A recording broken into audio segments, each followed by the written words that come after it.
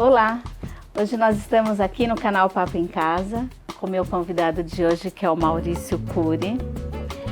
Mal Gibson. Mal, fala de você, se apresenta aí como você quer ser apresentado para o canal. Nossa. Eu sou um pai de 3 filhos, né? Tenho 55 anos, 3 filhos de gerações completamente diferentes. Me divido entre aqui a Vila Madalena, esse aqui é o meu estúdio, você já esteve aqui algumas vezes, né? E Botucatu agora, onde eu tenho um projeto de vida lá importante, de alinhamento de quem eu sou nesse momento com o meu estilo de vida. Então tenho me dividido entre lá e aqui. Trabalho com desenvolvimento humano, trabalho com um programa de mentoria de pessoas e muitos jovens. E é isso, acho que é isso. Enfim, tenho vidas passadas, né? Muitas coisas passaram. 55 anos a gente sabe que passou muita coisa, né? Mas hoje é isso, eu acho que eu sou esse cara aí. E como é que foi a construção na educação desse cara? Como é que foi aprendido por você o que é ser homem? Porque aqui a gente vai falar muito sobre esse lugar do homem, né? O Homens Não São Inimigos é um movimento que tem por objetivo trazer essa fala. Como é que foi para você essa construção do que é ser homem? O que você aprendeu sobre o papel do homem? Você acha que eu sou homem? Eu acho.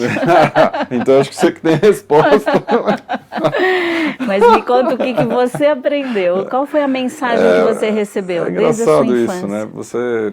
Você veio com esse hashtag e eu achei ele muito apropriado para o momento, assim, né? Para o meu momento, acho que também é um momento social que a gente está vivendo, né? E eu acho que eu poderia resgatar algumas coisas importantes. A primeira, eu acho que é a referência que vem de dentro da minha casa mesmo, né? Dos meus pais. Eu tenho um pai que é uma figura muito presente em todos os aspectos. Apesar da presença física do meu pai em casa ser muito pequena, sempre, porque ele trabalha muito fora, trabalhou sempre, trabalha até hoje, meus pais estão vivos, né? Meus pais têm essa faixa de 80 anos já. Mas ele sempre foi muito presente e preocupado com a família, então eu acho que ele trouxe uma referência muito boa, assim, para mim. Ele era um cara que desde quando estava fisicamente presente fazia das mais diversas atividades em casa. Café da manhã, lavar louça, ajudar minha mãe a fazer compras. Então eu tenho essa referência muito forte dele. E quando ele não estava em casa, normalmente durante a semana, uma pessoa muito preocupada com a família, numa época que era muito difícil se comunicar, inclusive, quando eu era pequeno, era difícil se comunicar não tinha telefone desse jeito, né? Me lembro que meu pai, quando viajava durante a semana, ligava todo dia para casa. E quando não dava para ligar todo dia, porque era uma época que não tinha nem DDD, né? Você tinha que marcar hora com a telefonista para falar com era sua casa. via telefonista, né? Ele ligava com uma frequência incrível só para saber que estava tudo bem e fazia questão de falar com cada filho, né? Então eu tenho essa referência muito forte na minha vida, né? E tenho a sorte de ter um pai ainda presente, muito vivo ainda, muito ativo, né? Mesmo com essa idade. Acho que essa é a minha primeira referência. Eu também tive referência de avô, né? Eu tive um avô que não era meu avô, porque ele era padrasto da minha mãe, mas eu tive uma conexão muito forte com meu avô, que era uma pessoa muito, diria que não muito lapidada, não muito delicada. Ele era industrial, numa época que o Brasil estava passando por essa fase de industrialização, né? Estou falando aí de anos 70, mais ou menos. E ele foi muito presente, porque ele foi muito avô para mim, apesar de não ser pai da minha mãe, né? Biológico não. E existia um ranço de família, assim, com uma certa rejeição. Mas eu também tenho uma referência da minha avó, porque minha avó foi uma mulher muito além do tempo dela. Ela era dentista, numa época que a mulher não trabalhava fora, e foi uma das primeiras mulheres a se formar dentista no país, e sustentou a família durante muito tempo, porque ficou viúva muito cedo. Então essas referências familiares, eu acho que elas me acompanham e começaram a me dar um senso de família e responsabilidade. E acho que eu comecei a dialogar com liberdade e responsabilidade vindo juntos, assim. Isso teve uma importante, foi um item muito importante na minha formação. Por isso que eu brinquei com essa história de ser homem, se você achava que eu era homem, né? Porque eu acho que eu nunca tive essa referência do homem, né? Eu sempre tive uma referência de homem desse lugar familiar, assim, né? Acho que ela começou muito forte aí. É lógico que eu também comecei a criar uma referência a partir das mulheres, porque eu sempre tive muito mais mulheres presentes na minha vida do que homens. Eu tenho 2 irmãs, eu casei 3 vezes, com mulheres muito diferentes, que me deram muitos inputs diferentes. Eu tenho 2 filhas, que foram as minhas primeiras filhas, e sempre trabalhei num ambiente muito feminino, assim, em organizações com mais de 70% de mulheres. Tá. Agora, voltando um pouquinho, a gente sabe que as mensagens culturais, elas não vêm só da família, né? A escola tem essa influência, né? Os amigos, o seu lugar de crescimento, né? De adolescente. De que forma vieram essas mensagens para você? Do papel do homem na vida e na sociedade? Eu vivo na sociedade, né? Então eu não tô, assim, eu não sou um ermitão e nem estou bem imbuído de estar dentro da sociedade, né? Mas eu tenho, é lógico que acho que no começo da vida eu recebi muito esses inputs, mas eu acho que a minha família de alguma forma ela conseguiu, não vou dizer que é proteger, mas ela conseguiu dar o peso das coisas, né? Então do mesmo jeito que eu via o meu pai sendo de alguma forma chacotado por amigos e até por familiares de lavar louça em casa, meu pai nunca deixou de lavar louça em casa. Que ótimo. Então eu acho que esse lugar de, que eu vou chamar de proteção, que eu não acho que é proteção, mas é dar o peso certo para as coisas, né? Meu pai nunca se importou em ver ser alvo de piada, de chacota, né? e ser visto lavando louça em casa. Tá? E numa época que isso era muito... o homem não entrava nesse lugar. Não entrava na cozinha nunca, né? Exato. Então eu acho que nesse aspecto, eu dei esse exemplo, eu acho que foi muito... o peso ficou no lugar certo, né? Depois, óbvio, aí eu caso e vou para o mundo do jeito que tem que ser, né? Sem essa proteção mais. Aí eu sou alvo mesmo de tudo, né? Sou alvo de tudo que a gente é alvo. Né? Mas eu tive a sorte também de ter minha primeira filha bem cedo. Quantos anos você tinha quando 27. ela nasceu? Tá. Eu casei com 24, tive ela com 27. E ela foi, acho que o começo de um MBA humano. E ela me ensinou muito rápido, ela me deu essa oportunidade de ver que, independente dos rótulos, eu tinha que me achar sendo eu mesmo. Então eu acho que esse rótulo do homem, ele nunca me pegou. Tá. Que bom, que bom. Porque eu acho que eu fui, de alguma forma, agraciado com esse ambiente. Daí eu virei pai muito rápido, né? E esse do pai, esse me pegou. Né? Esse me pegou e eu me perguntei muito rapidamente que pai eu quero ser, né? Quem sou eu mesmo que eu quero que a minha filha... E isso nunca parou e não parou até hoje, talvez porque eu tenho filhos espaçados, né? Eles têm uma diferença de idade aí considerável, né? Minha filha mais velha tem 28 hoje, a do meio tem 16 e o Bento tem 2,5. Então essas provocações, elas continuam sendo feitas, né? E eu acho que esse rótulo do homem, ele não me pegou. Por isso que eu te perguntei se você acha que eu sou. Se você disser que eu sou, eu vou dizer tá bom, então tá tudo bem, né? E eu acho que ainda hoje a gente tem uma confusão ainda maior, né? Que a gente tem essa questão do homem e da mulher e do gênero mais amplo, que eu acho que ainda traz uma complexidade maior para essa história, né? E eu tive essa sorte, eu acho que eu me fixei mais nessa pergunta, que ser eu sou, de verdade. Eu costumo dizer que eu sonho com o dia que a gente não tenha mais que falar de homem e de mulher, que a gente fale do ser humano, né? Como, na essência, como a gente deveria ter sido tratado desde os primórdios da história, né? Mas a gente entrou nesse lugar e hoje a gente tem que consertar o carro com ele andando, né? Total.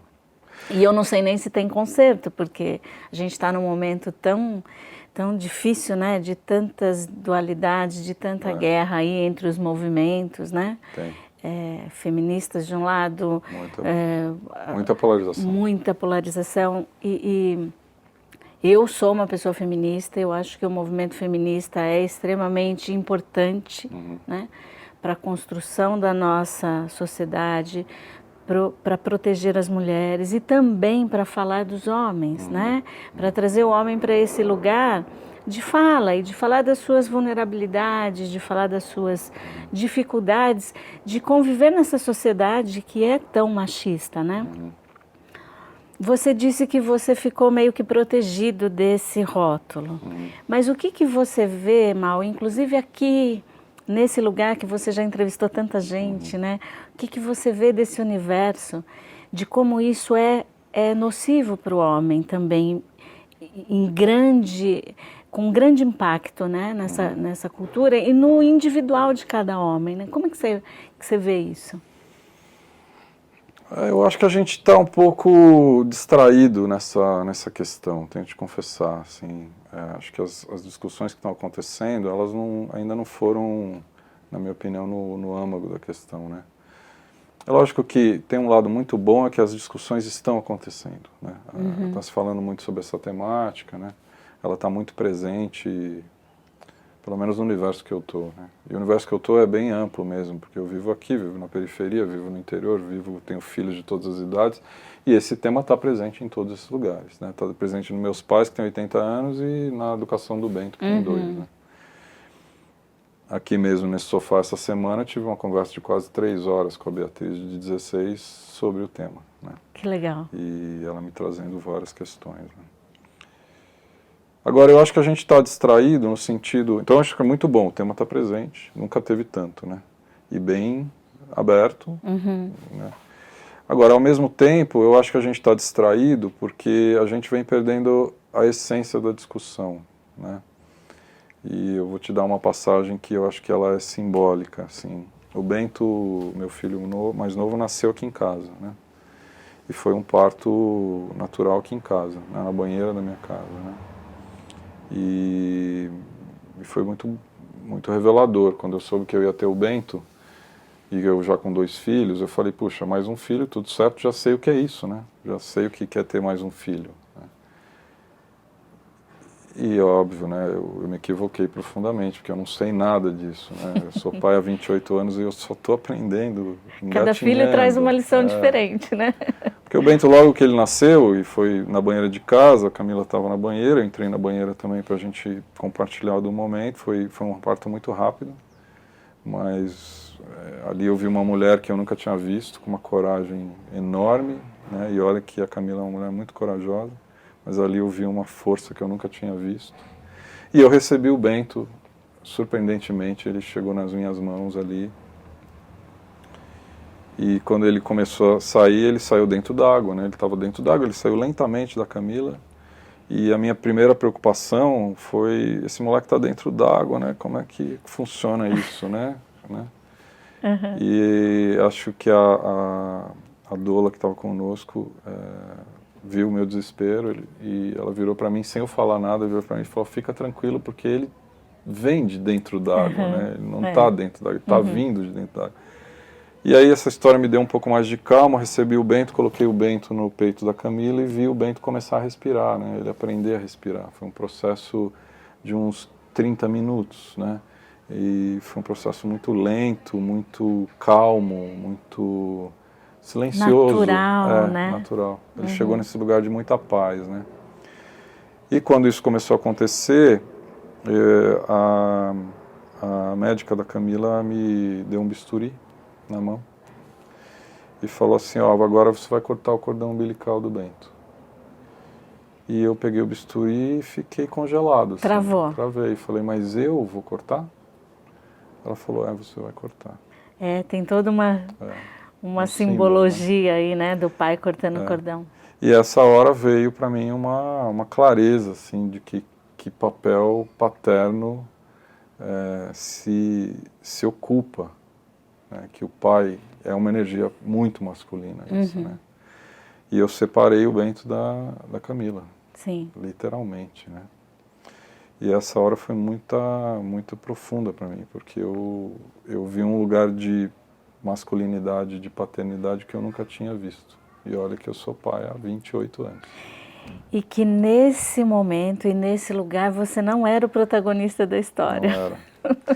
E eu percebi que ali tem um papel muito importante do homem em si, né? Ou da energia masculina, ou mais do que do homem, acho que é dessa energia, que é de colocar as coisas no lugar mesmo. Porque eu vi nas minhas esposas e vejo na sociedade uma confusão muito grande, principalmente nessa história da maternidade, né? Lógico que a mulher tem uma doação gigante durante tantos meses, né? E é simbiótica essa relação, simbiótica, né? Ela se confunde, né? Naturalmente. Mas aí a presença do homem, ela é uma presença de ordenar um pouco as coisas, né? Então eu senti nesse lugar de que o homem tem uma presença muito importante que ele não está ocupando. Eu acho que essa é uma grande confusão, que permite com que a mulher também entre muito em confusão, porque ela não tem essa energia nesse momento, e que causa uma grande confusão mesmo, porque você vê os efeitos disso ao longo do tempo e tem uma falta de individualidade, tanto para a criança quanto para a mulher, se resgatar como mulher, né, como indivíduo, e daí essa confusão perdura, e tem hora que tem casos que ela perdura anos, tem casos que ela perdura até todo mundo morrer, tá certo? E vai saber o resquício disso para as próximas vidas, para quem acredita, né? E aí entra um lugar de homem que eu não vejo uma discussão real dela, né? E que para mim é o grande âmago da questão. Se eu tivesse que apontar um lugar que a sociedade deveria olhar, é esse, né? Porque o homem tem um papel aí de botar as coisas no lugar, para a mulher poder resgatar a individualidade dela e sadiamente continuar a vida, e os filhos poderem crescer sem serem estragados, né? Porque literalmente eu acredito que pais estragam filhos, mais do que pais educam filhos, né? Porque eu acho que as crianças elas já entram nesse lugar prontas, elas não precisam de nada, elas só precisam de experimentar. De uma condução. Numa borda segura, vamos dizer assim, né? Mas elas não precisam de uma intervenção, né? E na hora que essa confusão acontece, tem muita intervenção no processo de crescimento das crianças. E para mim isso causa uma doença social gigante. Sim, porque as pessoas têm essa dificuldade de assumir os seus papéis, porque está confuso Muito esses papéis, muito. Né? Então, tem muitas mulheres que eu conheço que nesse período da maternidade tem medo que o pai pegue a criança no colo, porque acha que ele vai fazer coisa errada, que ele vai derrubar, que ele não vai saber. Esse senso de apropriação, né? Exatamente. Que é um sentido de proteção da mulher, que é muito grande ali com a sua cria, né? Não vou deixar que aconteça nada de mal. Exato. Só que o pai também... Mas já está acontecendo. Sim, só que o pai, se ele também não recua. sabe o papel dele... Recua. E ele está vendo uma mulher ali que virou uma fera, né? Uma fêmea ali cuidando da sua cria, que fala assim para ele, não, você vai derrubar? Ele fala, é melhor eu nem pegar, então, né? Então fica essa coisa. Eu tenho uma passagem dessa semana passada, que você viu o filme que você falou.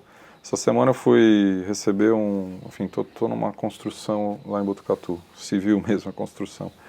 E chegou um caminhão de pedra para espalhar as pedras, né? E o Bento está comigo, 2 anos, é um moleque que tem 2 anos. A primeira coisa que eu fiz fui até a cidade, comprei uma bota, essa galocha, de fazenda, né? mesmo. Para ele. E uma enxada, de verdade, só que pequena, obviamente, ele tem 2 anos, mas uma enxada de ferro mesmo, fundido, cabo de madeira, cortei o cabo do tamanho dele, tirei uma foto e falei, a gente vai começar a espalhar as pedras. Primeira coisa que a família, as pessoas que tiveram acesso, disseram, como assim, você deu uma enxada de verdade? Ele vai se machucar. Eu falei, bom, que se machuque, né? Mas eu tô vai lá, né? aprender, né? Lógico, eu tô ali olhando, mas aí ele pode se machucar mesmo, né? Pode. E é verdade, a primeira enxadada que ele deu, pegou no pé. Ele estava de bota. mas ele sentiu. Então, a partir dali, ele começou a tomar cuidado. Assim. Foram 2 horas enxadando as pedras, foi o filme que você viu, foi sensacional. E depois ele continuou numa boa, né? Boa. Ele já sabe o que é aquilo, né? E eu acho que essa energia é muito masculina, né? Essa energia do, não, vai, se vai se machucar, bom. Mas você sabe que você falou da energia masculina, e eu lembro do meu pai fazendo isso comigo também, com meu irmão, né? Vamos fazer e tal. Mas Maria Montessori já falava isso, né? A gente tem muito medo que a criança pegue um copo de vidro e quebre, e aí a gente dá um copo de plástico para ela. Só que é importante que ela segure um copo de vidro. Muito. Mesmo que seja um copo menorzinho e que caiba na mãozinha dela. Né? A gente não pode dar um copo de vidro que não caiba na mão dela. E se quebrar, faz parte do aprendizado. Faz. Né? Vai quebrar um, talvez 2, mas... Exatamente. Talvez não, terceiro. Só que a gente, com essa ânsia de proteger, a gente acaba não deixando experimentar. Exato. Né?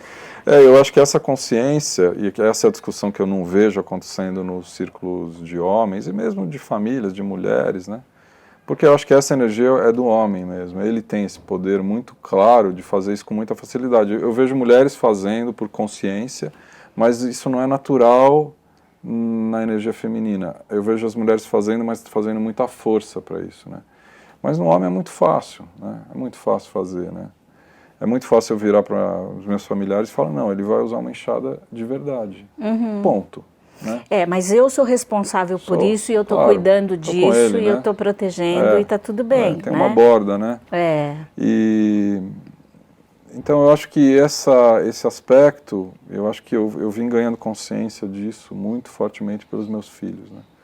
Meus filhos são muito importantes na minha formação. Né? Agora uma pergunta, com as meninas você fazia assim também? Desde a Dani, sim, desde cedo. Você sempre teve essa postura de deixa fazer, no começo que eu tô olhando. Foi muito difícil. Porque você vê seu filho se estatelando no chão e você ficar só olhando, não está na minha cultura de formação, né? Mas passou a estar à medida que eu vi que a Dani era um indivíduo, né? Então, desde a Dani. E vem se aprimorando, né? Vem, óbvio, eu venho, são 28 anos de paternidade, alguma coisa a gente aprende. O que é para você diferente entre criar as meninas e agora o Bento? Não sei te dizer. Eu sou completamente... em mim tem 3 pais muito diferentes, né? Porque são 3 momentos de vida muito diferentes. São 13 anos de diferença de cada um, né? Muito tempo, né? Não sei te dizer, porque acho que isso, né? O Bento, ele chegou, eu tinha mais de 20 anos de paternidade, né? A Bia chegou, eu tinha mais de 10 anos de paternidade. Né? Então, não dá para comparar, eu sou muito diferente. Né? Mas hoje você se sente mais preparado, mais... Não? O Bento quebrou as minhas pernas, né? Eu me sinto mais preparado para lidar com a surpresa, isso sim, acho que... mas preparado não estou. Eu já sei que não estou. E acho que nunca vou estar. Eu vou estar sempre me preparando. Né? Óbvio que agora tem um homem na família, né? E acho que no momento que a gente está, mais do que nunca, as minhas referências familiares são importantes. Né? Para que o Bento seja ele mesmo. Né? E como você disse, né, que você teve muitas mulheres, né, ao seu redor, e até no ambiente de trabalho, hoje, tendo o Bento como filho, né, ressignificar muitas coisas, né? Para passar para ele, para deixar um legado para ele. Que legado você quer deixar para o Bento e para suas meninas? Eu tenho pensado muito nisso nos últimos 2 anos, eu acho, né? Eu não quero deixar nada para eles, a não ser o conhecimento sobre quem eu sou. Eu quero que eles enxerguem quem eu sou. Mas eu também não sei quem eu sou, muitas vezes, né? Às vezes eu sou um cara que eu não quero ser. Eu posso te dar um exemplo, né? No ultrassom do Bento, estava na barriga da Camila, a gente foi fazer, acho que, sei lá, 3º, 4º ultrassom. Ele estava com o dedo na boca já no ultrassom, e a médica virou e falou, nossa, que mão grande que tem seu filho, né? E imediatamente eu pensei, puxa, ele vai ser jogador de basquete, né? Porque eu fui, meu pai foi, claro, ele tem mão grande, vai ser jogador de basquete, mas eu pensei isso, e na hora que eu pensei isso, eu falei, meu Deus, que projeção é essa que eu estou fazendo? Eu estou fazendo essa projeção? Jura? Logo em seguida, ela virou e falou, mas ele também tem o pé grande. E aí o que eu fiz? Mão grande, pé grande, né? Pensei comigo, eu falei, nossa, cara, aí eu saí do ultrassom, eu não saí da sala, mas eu saí do ultrassom, né? Uhum. Eu fui para dentro de mim e falei, meu Deus, cara, quem é esse cara? Me conta, quem é? Tá dentro de mim, né? Então, eu acho que eu tenho um monte dessas coisas dentro de mim, né? Então, eu acho que o que eu quero muito mesmo é que os meus filhos saibam quem eu sou. Em todos os aspectos, inclusive nesses aspectos, né? Nesses de muita sombra mesmo, de muita falta de alinhamento comigo mesmo, né? E a gente vive uma vida para descobrir quem é, né? É verdade. Não é assim, né? Então o que eu tenho feito é deixado eles me verem, né? Em todos os momentos, né? Lógico, guardadas as doses, mas deixado eles me verem, né?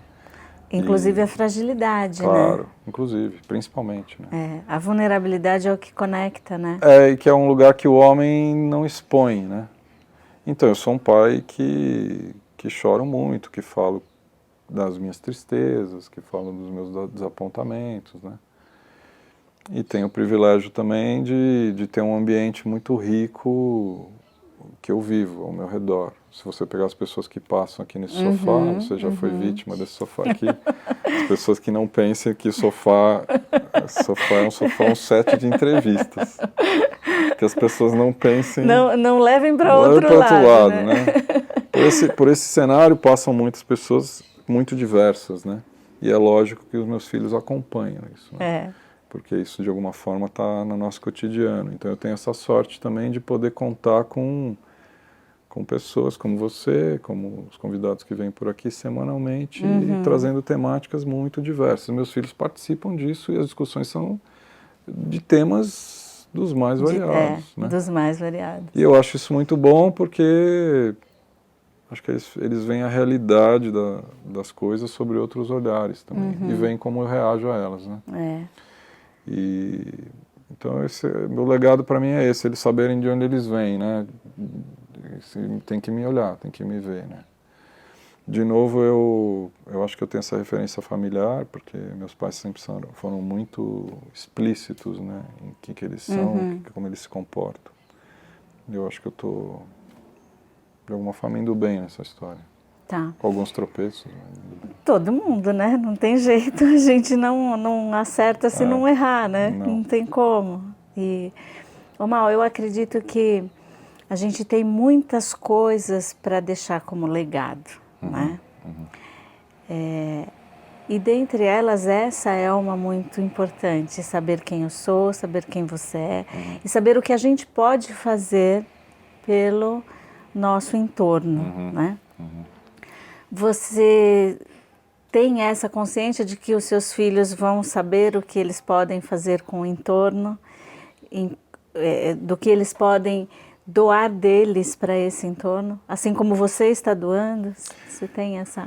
De novo, eu tenho esse privilégio também de ter filhos em setênios diferentes, né, em idades diferentes, e óbvio, cada um, o Bento está numa construção ainda do eu, então ele ainda está se identificando com ele mesmo, e vendo o que é esse eu, né? Sim. Ele ainda referencia ele mesmo como sendo o Bento, né? Ele não fala eu quero, ele fala o Bento quer. Então daqui ele a pouco muda, né? Já ele vai estar se apropriando dele mesmo. A Bia já está nessa fase de adolescência, então ela está nesse lugar de empurrar o mundo pro lado e falar, ó, eu sou eu, sai daqui, né? E a Dani já está num outro nível de consciência, que ela sabe que ela é um indivíduo, conhece bem as capacidades dela, e ela está buscando aplicar agora no lugar que gere um benefício que vai além dela. Né? Então eu tenho também essa diferença de toda forma, eu acho que hoje, que eu te falei, com o ecossistema que eu tô e na idade que eu tô também, né, eu consigo contribuir com eles em fases bem diferentes, né? Nessa evolução dele sair do eu daqui e se encontrar num lugar de benefício maior social, né? E eu acho que isso acontece muito não pelo que eu falo, mas pelo que eu faço. Né? Então você viu esse vídeo do Bento me ajudando a construir uma casa. E ficou furadeira também. A furadeira, ele estava ali, ele trouxe novas coisas para o estúdio, ele veio. Esse é o lugar que eu procuro exercitar, né? Que é eles verem o que eu estou fazendo, até porque eu não falo tanto, né? Isso aqui é uma exceção. Aliás, eu acho que é uma super exceção. Os seus ouvintes, os seus seguidores vão ficar muito, devem estar muito curiosos de saber como é que é estar sentado aqui. É horrível. Isso é uma revanche, né? Eu sabia que você ia me dar um troco um dia. Esse é um lugar que eu ocupo muito pouco, porque eu não sou esse cara de falar. Porque tem um espaço de reserva, eu acho, né? Eu falo muito com os meus filhos, mas muito pouco com meus amigos, muito pouco no privado, mas pouco no público, né?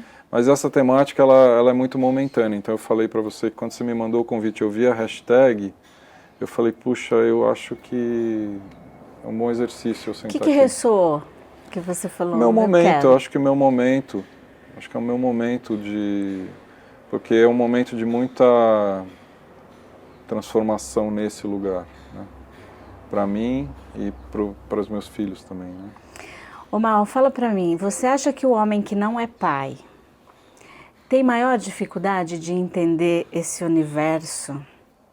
Eu vou falar um negócio muito das masculinidades? Vou falar muito polêmico. Fala, vamos criar polêmica. Acho que ele não tem a menor chance de saber que tamanho tem esse universo. Aliás, eu acho que quem não é pai não tem a menor chance de saber o tamanho que o universo tem. Porque quem é pai já tem muita dificuldade, mas o universo ele se alarga de uma forma incrível, né? Essa história da paternidade é muito forte mesmo. Para o pai que tem esse olhar, né? Porque tem pai também que vive uma vida sem saber o que é isso, pai, né? Aí ele não foi pai, né? Só reproduziu ali, provavelmente. Né? E às vezes pais que estão muito presentes ali no dia a dia, mas que ainda não entendeu esse contexto, né? Exato. E não é fácil, né? E esse é o lugar que eu acho que o homem está demorando para ocupar, e que eu acho que a gente não foi nesse âmago de questão ainda, porque não é o pai ocupando o lugar da mãe, é o pai ocupando o lugar de pai, que a gente sabe muito pouco sobre ele. E aí eu vejo esses círculos, esses documentários, filmes, muitas manifestações do homem tentando replicar o que a mulher vem fazendo, inclusive no formato. Se você falar do círculo de homens, por exemplo, eu olho e falo, mas isso é círculo, as mulheres fazem isso, né? Será que os homens não têm que achar um outro modelo de debate e discussão, né? Já é um lugar que na minha visão ele não é o lugar do homem, é outro lugar, né? Não é o lugar do jeito que o homem faz, é outro lugar, né? Então a gente ainda não conseguiu chegar nesse lugar. Mas eu acho que é um começo. Claro que é. E eu acho que é um bom começo, porque assim, os homens estão começando a fazer aquilo que a gente já vem exercitando há muito tempo, claro, né? E eu acho que é um bom começo. Dos homens aprenderem a falar entre si. Eu tenho medo, si. viu, Joana? Sabe por quê? Eu vou te dizer, eu tenho... 55 anos, 28 de paternidade, certo? E eu venho aqui e falo, eu não sei nada disso ainda, nada. E quando eu disse que sei, o Bento veio me mostrando que não. Que não. Né? Daí eu vejo alguns pais de uma certa geração que tem filhos de 1 ano, 2, já fazendo uma apologia do que é ser pai. E com a capacidade de comunicação que a gente tem hoje no mundo, isso reverbera, né? E eu acho isso muito perigoso, porque a gente acaba rotulando certas verdades de uma pessoa que está engatinhando, né? A gente sai de um extremo e vai para o outro, né? O legal é a gente encontrar esse equilíbrio. Eu gosto dessa diversidade, né? Por isso que eu achei muito legal a tua iniciativa, porque eu acho que ao você abrir com a senioridade que você tem, né? Respeito aos nossos cabelos brancos, né? Por favor. E abraçar esse tema do jeito que ele merece ser abraçado, né?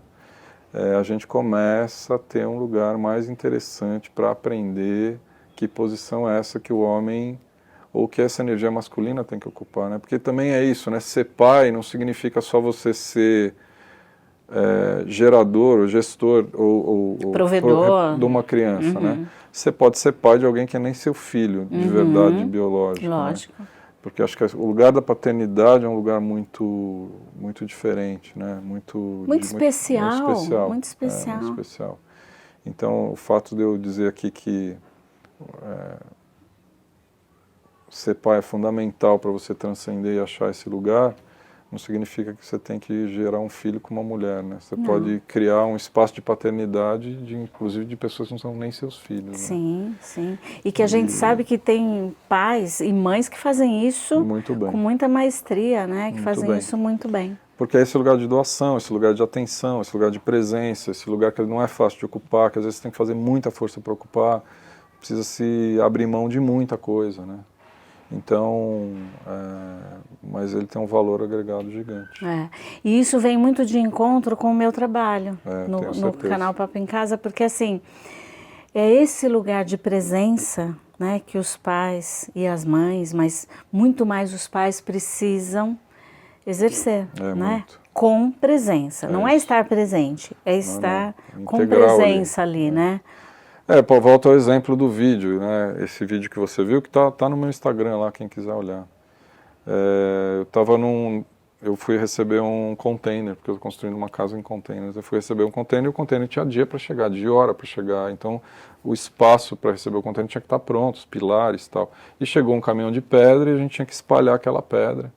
E isso foi um dia antes do container chegar, né? E o Bento estava comigo, e aí eu tive que tomar a decisão. Eu falei, eu vou espalhar essa pedra com o Bento, vai levar 5 vezes mais tempo, ou eu vou espalhar essa pedra sozinho, né? E aí eu me perguntei o que é importante eu fazer, né? Aí eu não tive dúvida, eu peguei o carro, peguei o Bento, fui na cidade comprar uma bota, comprar uma enxada, voltei, vesti com muita calma. Levou 5 vezes mais tempo para espalhar pedra, né? Mas quanto aprendizado nesse momento, né? É óbvio que eu arrisquei o dia seguinte, porque o container estava chegando e eu ainda estava botando viga mas tudo bem, né? Porque isso deixa esse legado que você perguntou muito bem na memória desse garoto, né? Eu imagino esse garoto vendo esse filme daqui a 20 anos e talvez morando na casa que ele ajudou a construir. E é isso, né? Os filhos aprendem pelo exemplo, exato, muito mais do que pelas palavras, né? E pelos ensinamentos. Esse é o grande ensinamento, né? E essa é uma decisão que a gente às vezes não tem consciência ou presença para tomar, né? Eu já me vi também tomando decisões diferentes, né? Em outros tempos, talvez eu tivesse pego meu filho, levado para a casa de alguém, deixado ele lá, voltado, feito tudo e pegado, né? Aí você fala, mas que sentido tem esse processo, né? Então... Nossa, que história gostosa, que momento gostoso, bom, né? Muito bom. E saber que, como você falou, aos 55 anos, quantas coisas você tem que aprender ainda, que a gente tem que aprender, né? Com um serzinho que chegou aí há tão pouco tempo e já está ensinando tanta coisa. Mas tem que estar aberto para isso, né, Mal? Tem que querer, aberto, porque também não é uma coisa fácil, porque te desafia como indivíduo, né? Você vê a sua sombra, né? Isso que eu falei do ultrassom do Bento é uma sombra gigante, né? Na hora que eu vi, eu me assustei, e ela veio e ainda repliquei em cima dela mesma, na hora que falou do pé. É muito cruel, né? Você tem que olhar. Né? E você se pega, assim, tendo que vencer alguns desafios todo diários? Dia. Até porque é isso que eu falei, nesse sofá sentam pessoas que me provocam muito. Você não pensa que depois da tua entrevista aqui, eu fui dormir tranquilo. Não pensa, porque eu não fui, porque as provocações são muito grandes, né? Eu vivo nesse ambiente. Sim. Então, tem dia que eu não dou conta. E você sente que, de alguma forma, o machismo faz parte desse universo? Dessa ele está em mim, busca? né? Tá. Às vezes nem conscientemente. Né? Às vezes nem eu quero que esteja. Né? Eu tive Está em nós, né? Tem uma passagem, você está falando, estou me lembrando. Minha filha teve que fazer, não me lembro que ano, aí uns 3 anos, 4 anos atrás, ela teve que fazer um trabalho e que tinha que fazer umas filmagens na parada gay. Na parada LGBT agora, né? E ela falou, pai, filmagem é contigo, você vai pegar a câmera e vai comigo. Né? Então eu fui nunca tinha ido nesse evento, apesar de ter um amigo que é criador da... Eu já fui, achei o máximo. Eu fui cedo para poder pegar as entrevistas, né? E eu estava com a câmera, desculpa, as meninas entrevistando, elas amigas, entrevistas excelentes, assim, pessoas muito interessantes passando. E eu com a câmera bem concentrado, de repente passa uma pessoa atrás de mim e mete a mão na minha bunda, tá certo? Gostoso! E eu com a câmera. E eu não podia mexer, certo? E eu olhei, foi muito estranho, né? E em seguida passa outro e de novo. Gostoso. E minha filha viu, óbvio, né? Todo mundo viu, porque eu fiquei tão desconfortável nesse lugar, porque eu sabia que eu estava fazendo um negócio que eu não podia parar, mas ao mesmo tempo lidar com essa situação. Nossa, esse negócio deu muita conversa depois, né? Porque a minha filha imediatamente virou para mim, depois que eu parei a câmera, e falou: como é que você se sentiu? Um gostoso? Nossa, foi uma conversa enorme, assim, foi desde ai pai, como você é gostoso, até tá vendo como é? Tá vendo como é, né? Jesus, esse negócio reverberou aqui, sei lá, uns 10 dias de... Que legal aproveitar isso, né? É o que eu falo, a educação é isso, né? Você aproveitar esses momentos. Eu acho que essas são as experiências que se a gente passa batido, se você não deixa ela acontecer, né? A mesma coisa da criança da enxada com o Bento, da criança que cai e você vai lá e levanta e não foi nada, né? Você deixa uma coisa, você estraga o momento, né, na verdade, né? Então, eu acho que essa trajetória de presença e aprendizado, ela é fundamental, né? E no meu ambiente ela é muito rica, é realmente rica. Eu te falei, quem senta aqui não passa batido nesse sofá, né? Sim. Deixa sempre uma mensagem muito forte, né? Muito. São entrevistas de muita qualidade. São conversas, né? E o que reverbera em quem está aqui também, né? Porque é isso, muitas vezes meus filhos estão aqui e aí as provocações depois vêm sequenciais nas conversas de família, né? Almoço. Muito bom. A gente está caminhando para o final. Que mensagem você quer deixar para os nossos seguidores do Comover, do canal Papo em Casa? Não sei. Tenho filhos em primeiro lugar, né? Tenho filhos, né? É bom de fazer e não é tão fácil de criar, mas é muito bom porque é muito transcendente, pelo menos para mim essa experiência. Meus filhos são um MBA, assim, não tenho a menor dúvida. Assim. Se eu tivesse que ter mais 6 filhos, acho que eu teria 6 filhos, né? Não sei se eu teria energia para isso. Eu acho que se entreguem, né? Se entreguem a essas provocações. A gente está num período de sociedade muito provocativa, né? Assim, as provocações são diárias em vários lugares, né? Acho que a gente tem que se entregar a essas provocações e refletir sobre elas, né? E não é essa provocação externa que eu estou dizendo que vem da política, né? Mas essa provocação de autocrítica mesmo. Para olhar para dentro de si mesmo, né? A hora que eu vejo a mão do Bento e digo que ele vai ser jogador de basquete, que eu estou fazendo, entendeu? O que está dentro de mim que é esse monstro, né? Que está já projetando no moleque que nem chegou sei lá o que, né? E a mesma coisa a hora que você vê alguém que te incomoda muito, ou na hora que você vê um governo que não está alinhado com o que você pensa, né? O que será que tem nesse ser que está dentro de mim que me incomoda tanto, né? Eu acho que a gente está com uma oportunidade muito grande de autocrítica. Eu acho que a gente tem que usar essa oportunidade para fazer, com coragem, né? Sim. E eu acho que aí sim a gente vai ter gente mais centrada, a gente fazendo seu papel, o homem fazendo o papel do homem, a mulher fazendo o papel da mulher, a cidadania mais ampliada, né? Com direitos e oportunidades iguais, né, para todos. Exato. Aí eu acho que a liberdade ela vai andar junto com a responsabilidade, aí eu acho que esse impacto positivo que a gente gera na nossa vida para o redor, para o entorno, vai ficar mais claro, né? Tem muito mais riqueza. Eu acho que a gente está vivendo um momento muito rico mesmo, que a gente aproveite, né? Sim, sim. Mal, eu quero fazer um encontro com todos esses homens que eu entrevistei. Uau! Vamos Legal, fazer? né? Vamos. Vamos fazer? Eu topo. Porque a gente tem histórias muito boas, né? sabe? Né? Você é o 10º entrevistado e eu estou legal. fechando essa série. Que legal. Você é o meu último entrevistado, então eu estou muito feliz de fechar com você. Obrigado por você fazer essa série, né? Tão importante. Mas eu quero começar depois com mulheres, o mesmo tema. Ótimo. Tá? Ótimo. E aí a gente vai sentar muito rico. Toda essa turma e fazer um bate-papo entre nós. Acho que a gente vai se divertir. Quem sabe a gente faz aqui. Pode ser, a casa é sua. Legal, Maurício. Obrigado, muito obrigada. Adorei. Como é que as pessoas te encontram, Mal? Eu primeiro preciso me encontrar para elas me encontrar, né? Só pôr meu nome na internet, você vai me encontrar. No Botar Comover Maurício também? Cury, comover.se também. Tá. Comover.se, que é onde eu reúno as coisas que eu... Os vídeos todos. Quase tudo.